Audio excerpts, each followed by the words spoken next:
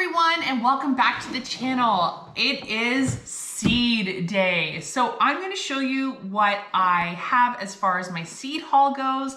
I've got a bunch of new seeds this year, which I am so excited about.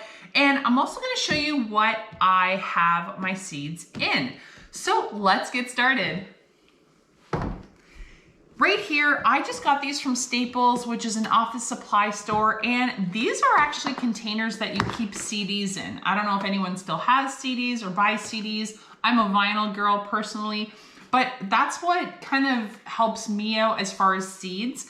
I know a lot of people hold seeds in those photo album containers, but what I have found is for seeds such as beans, corn, that sort of thing, they just take up so much space.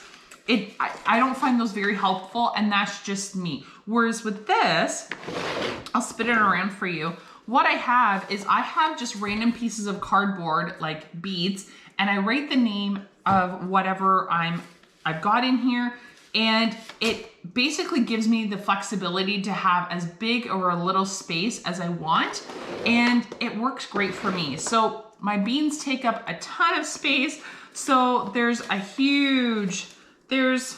good like 8 inches worth of beans, and it works great for me. So that's what I keep it in here. It's got a nice lid that fits. Basically, I haven't had a single one that it doesn't fit. If I get like really, really big bags of, say, my wheatgrass or some of the other microgreens, I don't bother keeping them in there. I just have like a box that one of them came in like years ago, and I just have all of the bags in there because I don't have a ton of different kind of microgreens that I deal with or that I grow rather. So I find that aside from those seeds that I keep in a box, these ones for the garden, I just find it so nice and easy. And I actually have 2 of these specifically for vegetables. Now this year, which I'm so excited about, I was able to solidify a ½ acre worth of land that I am actually renting from a local person that has an RV park on one side of their land, and on the other side of the land, it's just been open fields, and they have decided to basically open it up, and they started this last year, and they rent out either a ½ acre, ½ acre, or a full acre to individuals, and whoever wants them can come. And that's where I'm going to be growing. And I think a ½ acre is going to be sufficient for me to grow in conjunction with what I've got in the yard, because the whole point of me growing on this bigger scale is to alleviate our budget at the grocery store, because groceries are only going up, and I can't afford buying all organic things. In a perfect world, and if I had endless money, I would definitely love to purchase everything and anything organically, but it's not the case. And I feel like that's the case for a lot of people. So I want to show you guys, all of my successes, all of my failures, and my failures more importantly, because we can all learn from it. So I very much look back on my previous videos to see, okay, I did this and this didn't work. So I kind of use this YouTube channel as my own personal diary, but I definitely hope that you guys are learning a lot from this channel as well, as far as, what I'm doing that works, what I'm doing that isn't working. I've read a ton of books on gardening and growing your veggies. I didn't realize this, but I've been gardening in the no dig or no till method this whole time. The only thing that I was missing is cardboard. Every year, I thought I was just being lazy because I just didn't want to put in the hard work of actually tilling all my soil. So anytime I got, cow manure or compost, I just threw it on top of everything, and I just figured, the worms will figure it out regardless. I just didn't put cardboard down first and then put everything on top. So now that I've done all this research and whatnot, it's funny to see that I've been doing the no dig or no till method this entire time. So I just think that's a little funny joke between myself and myself. So let's get started with what seeds I've got. So I kind of have an alphabetical order kind of thing going on here. The first batch of seeds that I have before my first label, which is artichoke, is kind of like a random seed collection. They don't really have a home throughout the rest of the boxes. And most of these do have pictures on the outside of the bags. Some of them don't, like the ones that I got at Adaptive Seeds. And then there's some other ones, even from like West Coast Seeds, which is my first preference as to where I get my seeds because they're local. And it's nice finding a local company because I know the seeds were successfully grown here, or the product or the produce that they came from. So for my environment, it's great that they're local and that seeds are local as well. The way that I kind of budget from year to year to get seeds is the exact same method that I use for mason jars. So I already know that I need to start stashing money away off to the side for mason jars. So I pull out of our grocery budget. So if our budget say is like $100 a month, a week, just for easy math, then I know a case of jars runs anywhere from $17 to about $22 for the large quart wide mouth jars. They're about $21, $22 for a case. So I set aside $20 a week during the summer, just so, because I know, okay, I'm running low on either pints, or I need half pints or quarts or whatnot. So I set aside money from the grocery bill for that. And I do the same thing for the seeds. So a little bit at a time goes a long way. And that's how I've been able to afford all of these seeds. I haven't just gone out all in one, shot and bought all these. A lot of these, like my beets, are from last year. So there's quite a bit that I bought for this year, but I didn't go nuts. I just kind of replenished what I needed. And there are a couple experiments that I am doing this year. I'm gonna go through what I basically have generally in both of these so that you kind of know what's coming up this year in the half acre and in my backyard. All right, so red orac. This is basically kind of like a purple spinach, I believe. It tastes like spinach. It kind of has like a furry texture on the leaves, but once you cook it down, and even when you eat it raw, you don't really notice it. So I've got that. That was a replenishing one. Spinach, I also grow this in my hydro tower, so it's kind of like a double bang for its buck. And I've also got some red, this reminds me of red vein sorrel. It's called Doc Bloody. I don't know, it looks just like red vein sorrel, which I thought was really cool. It has a lemony flavor to it, which is really, really nice. The other place that I also get my seeds from is these guys. This is Baker's Creek Heirloom Seeds, and they're in Mansfield, MO, Minnesota? Oh, Missouri. Okay, they're from Missouri. I really actually like getting seeds from here because if you're looking for seeds that are hard to find or really, really unique seeds, they are your best bet. I'm gonna put the links, the companies of where I bought the seeds from down below in the show notes so you guys are able to see that, as well as West Coast Seeds, and then I've got another one coming up. So this one, I'm thinking that this is gonna be the same as red vein sorrel. And one that I have from last year, which I didn't realize we were eating the whole time, was loofah. I thought it was the best tasting cucumber. And then I actually looked up online because I was wondering, I'm like, none of my loofahs like germinated. And I just direct seeded a whole bunch of stuff in the one corner of my garden. And I then realized we had been eating loofahs when they're young and green this whole time. So anyways, they're delicious when they're green. The point of me growing them is to let them dry out because I want to use them as dish scrubbers in the kitchen. So that is definitely going to go in the half acre area. Another one, I want to give this a try. I never actually got my artichokes to do anything. I got a ton of leaves, but they never shot up and actually produced a flower. But the hornets on this thing, or no, wasps. There was tons and tons of wasps all over the leaves. I have no idea why. I don't know if they have like a sugary taste to them. But that was something that I'm not gonna put in the backyard. I'm gonna have over at the half acre because we had a bit of a wasp issue with having, like, I got stung, my son got stung, and we had just a ton of like little nests all over the place. So I'm gonna be putting this over in the half acre lot because that's nowhere near the house. Another one that is new for this year is pak choi, bok choy. These are both pak choys. I don't know what the difference between bok choy and pak choy is. They kind of look the same to me, maybe not as white at the very bottom of the leaves, but I want to do a comparison to see which of these grow better in the hydro tower, and as well as which one grows better in the garden, because we do a ton of stir fries. I'm always doing either rice wraps or stir fries, or doing kind of like a mix on a variation on cabbage rolls and doing that. And I'm always looking for veggies that are nice and easy to freeze. And bok choy is very, very user friendly as far as freezing goes. So I've got the Mei Qing Choy, I probably murdered that one, and then the white stemmed pak choy from West Coast Seeds. So we'll see which one grows better.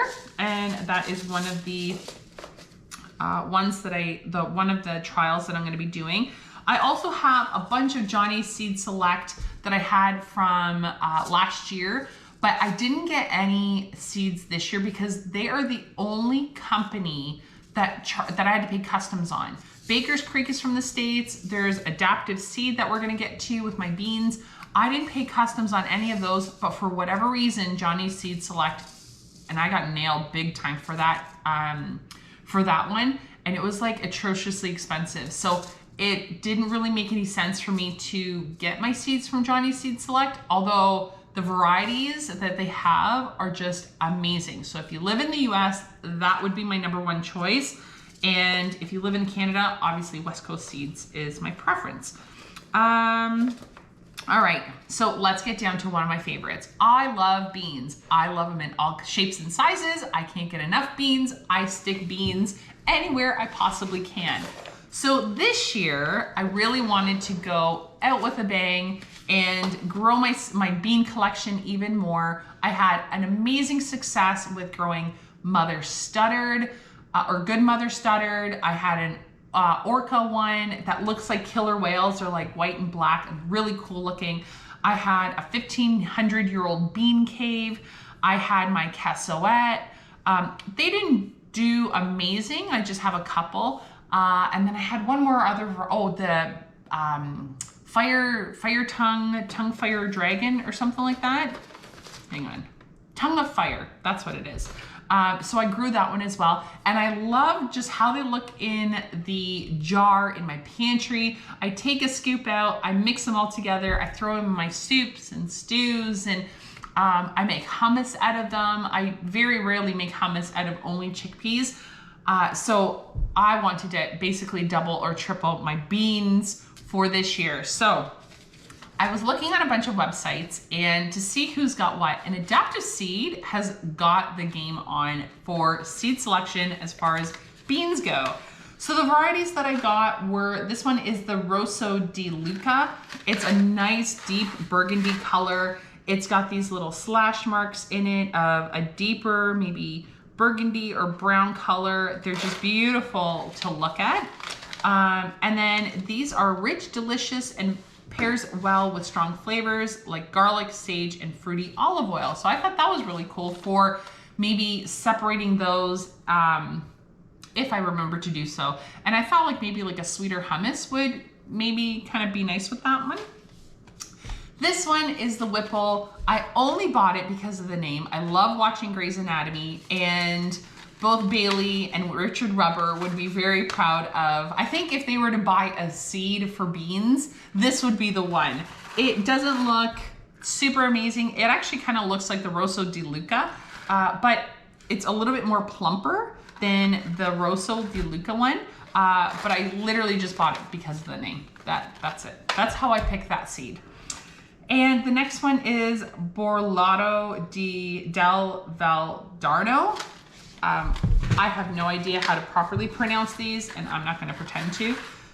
These are really cool. They're kind of like rectangular shaped. So they're really, really sharp and straight at the very ends. I thought that was a really unique shape as far as beans go. They're a lighter in color, and this one has a delicate flavor. The reason why I chose this bean in particular is I thought it had a cool shape to it.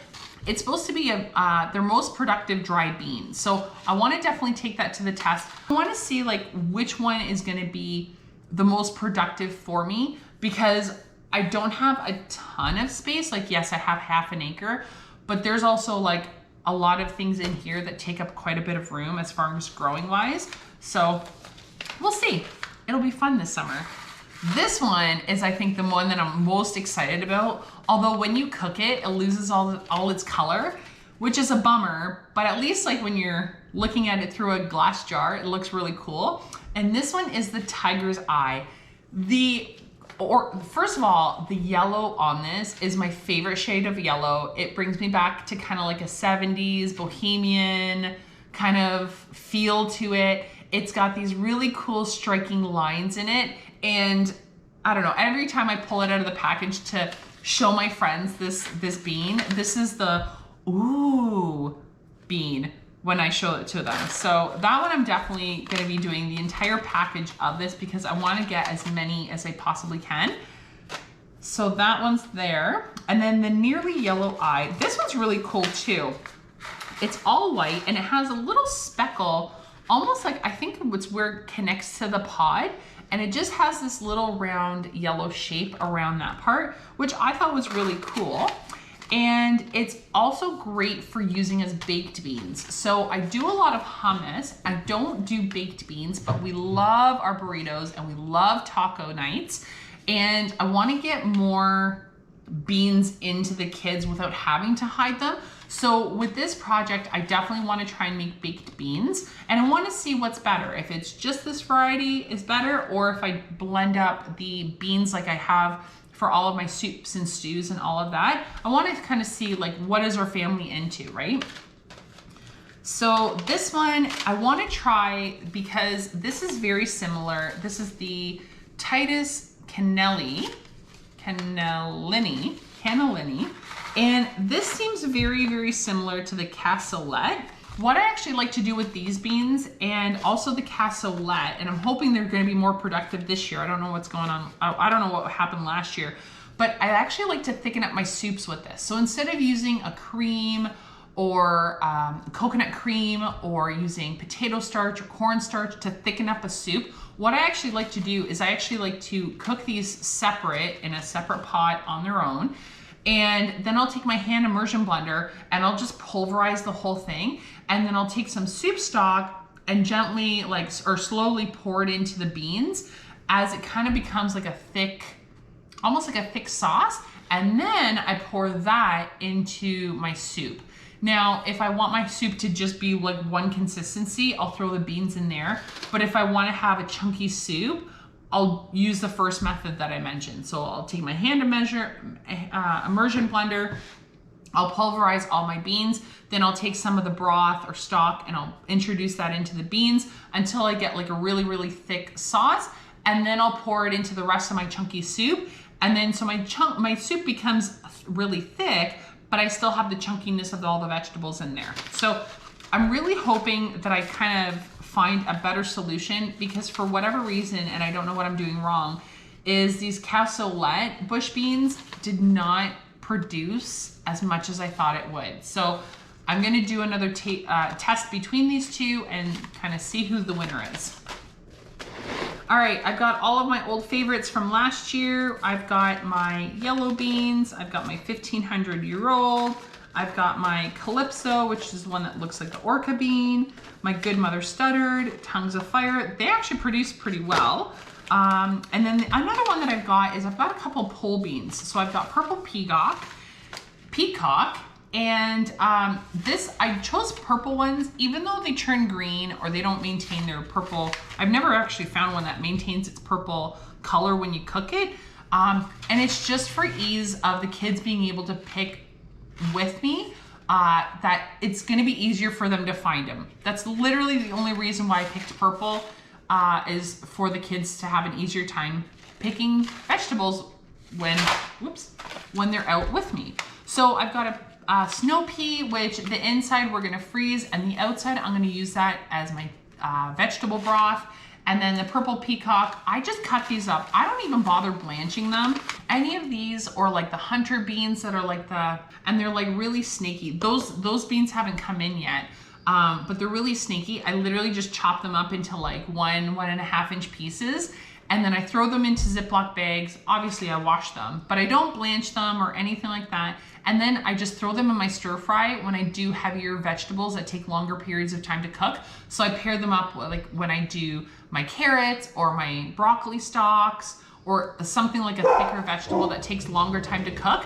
That's when I throw these kind of beans in. So I'm super excited about that. One thing I've never grown is broad beans. I've heard a lot of people really like the taste of them. They're really easy to handle and peel and pop out. So I got 1 bag of these. I'm really interested, I've never grown them. I'm really interested to see how they fare as far as in the garden goes. And I think these ones are definitely gonna go in the backyard.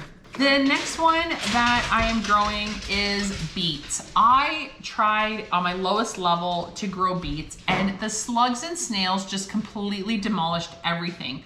Same with kohlrabi. What else did radish. They just ate everything. So this bed, I think I'm just gonna pre-sprout sunflowers and flowers, and it's just gonna be kind of like a flowery, wild raised bed, because I'm hoping the slugs and the snails will not eat them.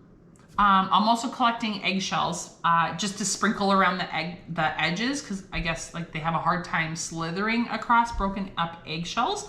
So we're gonna see. I'm gonna really try to grow beets, and the ones that I'm doing a growth experiment are this one, Bolt Hardy. This is one that I just like randomly picked up at a local hardware store a few years ago. I don't even know if they're still viable. But the ones that I'm doing is Early Wonder Tall Tops. These ones are supposed to be super productive as far as the leaves go, which I think is great because when I do soups for borscht, which is a Polish beet soup, I definitely want to utilize a lot of tops for that. And the other two that I'm using is, I'm not really doing, I guess it is kind of like a comparison trial to see who's productive, but each one of these beets, now these two I'm not counting. This one is just the Goldstone beet and the Bolt Hardy. I'm not counting these ones in my trial because they're just kind of on their own, like really old seeds and then a yellow beet. But these ones are kind of each unique to their own growth pattern, or what they're basically known for. So when you're shopping for seeds, that's also something to keep in mind. Not only are you obviously being attracted to the picture, but when you're actually seed shopping, read the description. It takes a lot of time to go through seeds that way, but I have found you get the most productivity out of your garden when you actually read what the, say, beet or pumpkin or bean or corn or whatever is actually grown for, because then you have an easier time of trying to figure out, okay, what is my family into? Will my family ever eat a beet that will produce a ton of leaves? Well, if you're not that type of family, there's really no point in growing this, right? So that's something to consider when you're seed shopping. All right, so this one, Early Wonder Tall Top, that one is basically gonna be used for the leaves and the stems for soups. Now, this one is Bull's Blood. So this one, along with the leaves and the bulb at the bottom, I'm gonna be growing because you guys have seen my bulk juicing, you've seen my dehydrated beets. This is specifically for this. Not only is this one a really fast producing, so it's good in 35 days, as far as like baby greens, if I wanted to pick off the leaves, but it's also great for using as, or dehydrating in for my smoothies or whatever I'm hiding the beets in for the kids. So this one I'm growing specifically for dehydrating. I don't have a ton of these seeds, so I should have actually bought more of this. Oh well. This one is gonna be kind of doing double duty because I realized I thought I had more seeds when I kind of felt the package. I should have actually opened it and looked.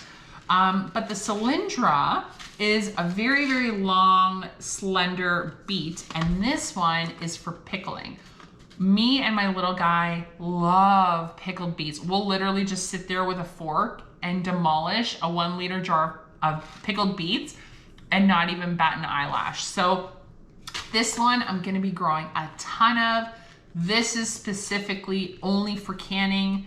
Now it's gonna be a little bit of it's gonna be going into dehydrating as well. Unless I can, you know, as I'm kicking around the garden centers, if I happen to find a packet, I'll definitely pick up one, but I'm not, you know, scrambling or worried about not being able to find it. I'll just kind of dual purpose the cylindra one. All right, the next thing that we see, and you can see, I don't know if you can really see easily, but that was all of the beets, and now we're on to my broccoli. And over here, I've got a bunch of different broccolis. I had so much fun growing broccoli last year that I wanted to kind of up the ante with this year. And I want to really narrow down what variety of broccoli does well in my area. So I've got the Natalino. This one is kind of like the fun geometric shaped broccoli. I was surprised at how amazing the taste was on this. Whether it was raw, whether I stuck it in a stir fry, the kids wanted it on their broccoli. They wanted it on everything. This was by far their favorite for tasting or taste wise for broccoli. So I definitely picked some up. And these ones are kind of gonna be like a trial. So I've got a Sparabrock, I've got a hybrid blend, which is a blend of 3 delicious hybrid broccoli types. I've got a Gypsy and I've got a Sorrento Rab, which produces a lot of little florets and not so many like big heads. So I'm gonna be doing a comparison between these 4. So I'm really interested to see who's gonna win with that trial. And Brussels sprouts, I wasn't able to get anything going on in my hydro tower. I wasn't able to get anything in the garden. This is leftover seeds.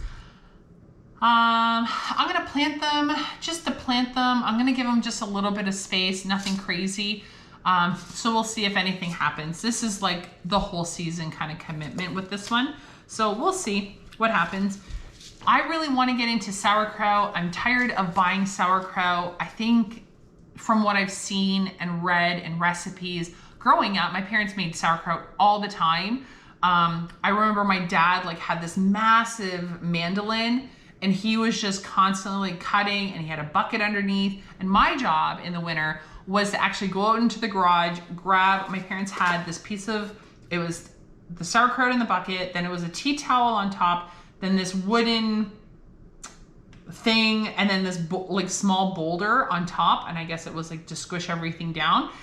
And my job was to take everything off, grab some sauerkraut, squeeze as much of the brine out as I could, put it into a bowl and give it to my mom. And then she would just make like an olive oil kind of coleslaw with a little bit of apple sometime. And it was the best tasting coleslaw ever.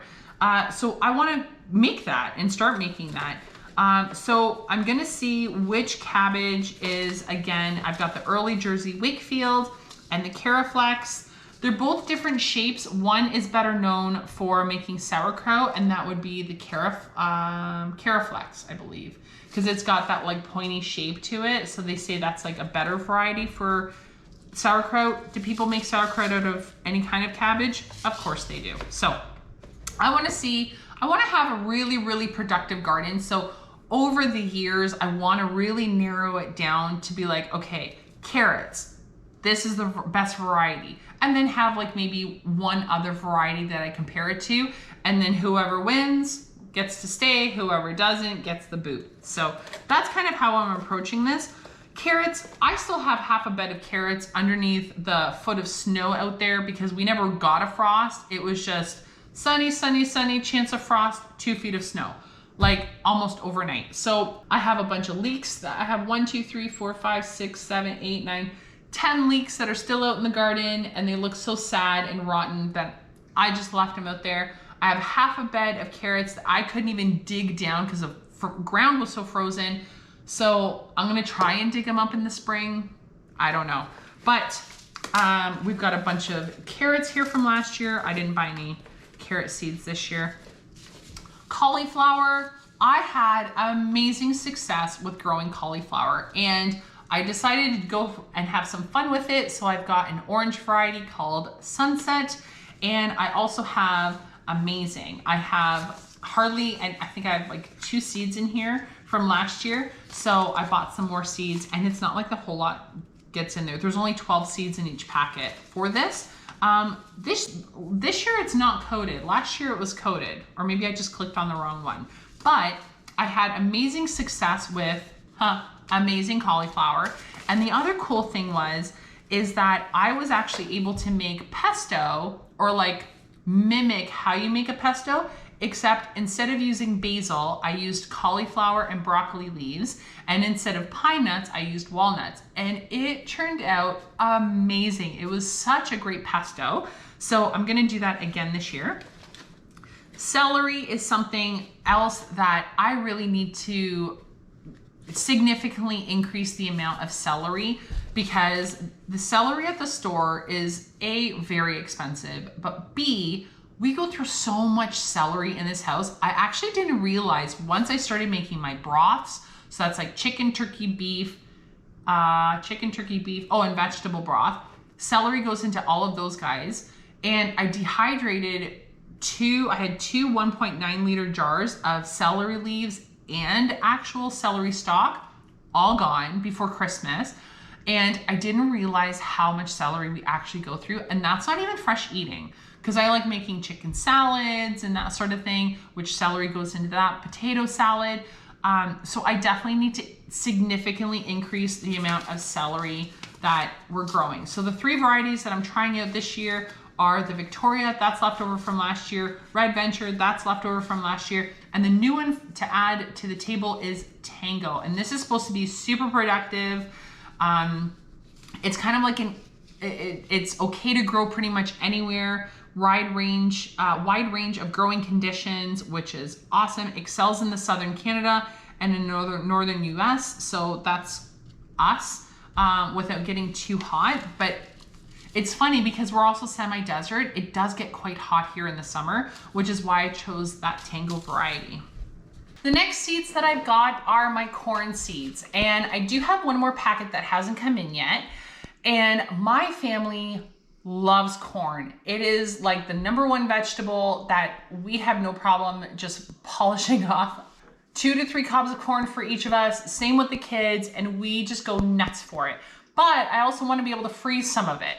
So with saying that, when you're growing corn, from what I've done on my research, when you have 2 different varieties, you need to have them at least 250 meters apart from each other so that they don't cross-pollinate. So with me having that 1/2 acre, my idea to have these 2 corn is to have them, that's 590 meters if you were to have a perfectly square 1/2 acre piece.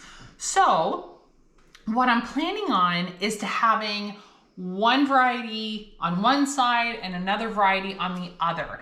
And I do have technically 3 types or 3 varieties of corn. Now I have Allure, which is for fresh eating mostly. And I also have this one called Caramel Crisp. Now this Caramel Crisp is when you're wanting to do popcorn, you get those big, beautiful balls of popcorn pieces. That's what this variety basically gives you. Now the Allure and the other variety that hasn't come in yet, this one is for fresh eating. They're both sweet. They both have kernels coming right up to the top. They're very uniform. They're great for growing. They're very productive, and they're very similar. So my thought is, I was thinking, I don't really have a space in the backyard to really grow corn in, not easily at least, but I'm thinking, if I have this Allure and the other one that's coming in, if they're somewhat close together, even if they cross-pollinate, it's not going to be the end of the world because the 2 varieties of corn are so similar to each other. So we'll see. I'm thinking maybe each on each 3 corners, who knows? But that's the corn that I'm growing. And the next is the only, the next one that I've got is a bunch of different cucumbers. And there's a bunch like Armenian yard-long cucumber, which is great for juicing because of the size that it gets. I've got Earliest Minsu, I've got JB Shimo Shirazu. That one's a new one for me, as well as a cucamelon and a lemon cucumber. So the cucamelon and the lemon cucumber I'm going to be growing here. The other ones, I might have them sporadically growing over at the half acre, but I wanted to see kind of what variety does better. And we have no problem eating cucumbers just straight off the vine in this house. And I've got a couple of grow stalks as well, which I wanted to try out this patio snacker to see, how well does it really grow in a container? So I'm definitely excited to grow that one. Fennel, I always have fennel grow fantastic. We are not a fennel and stir fry type of family, but what I really like using fennel for is my vegetable and chicken and beef and all those stocks and broths that I make. I like having the fennel in there. And there is one dish with fennel and potatoes that I make, and it's a Jamie Oliver recipe. So I'll be doing one of those in the near future once the fennel grows in. Then I've got all of my herbs. So I really don't have anything new. I've got my dill, my thyme, my sage, oregano, dill, tarragon, thyme, cilantro, rosemary. Oh, sorry, I lied. So with me needing all that celery and not having a ton of celery seeds, I want to try and grow lavage, I don't know how you pronounce it, but it can grow up to 2 meters tall, which is just over 6 feet, because 6 foot is roughly around 180, I think 185 centimeters. And this is actually supposed to be a celery flavored or celery-like flavored. And a friend of mine grew it.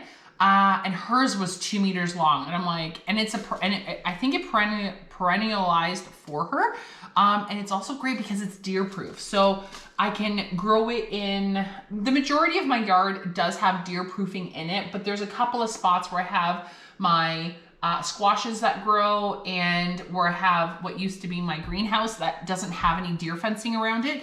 So because it's deer proof, I thought it would be a great way to be able to dehydrate celery leaves and use that for all my stocks and broths, so that my celery stalks I can use for other purposes. So I'm definitely excited about growing that. I almost forgot I had that. And kale, the only new one that I'm growing is this rainbow lacinato, which I thought the colors on this guy were absolutely phenomenal. Like, look at all the rainbow colors in that. I'm really hoping that I can get all the crazy colors that comes with this out of my kale, which I think would be really cool. Kohlrabi, I'm trying the super schmelz. I had no luck whatsoever with kohlrabi last year, and that's because I was in the bottom bed down by the grass. So I'm elevating everything up. I might actually be growing all of my beets, radish, and kohlrabi up here on the top tier where I had all my onions last year, because I'm thinking maybe the snails and slugs won't want to climb up all those rocks. Maybe it'll be difficult. I don't know. So here's to hoping. All right, and that is the first box.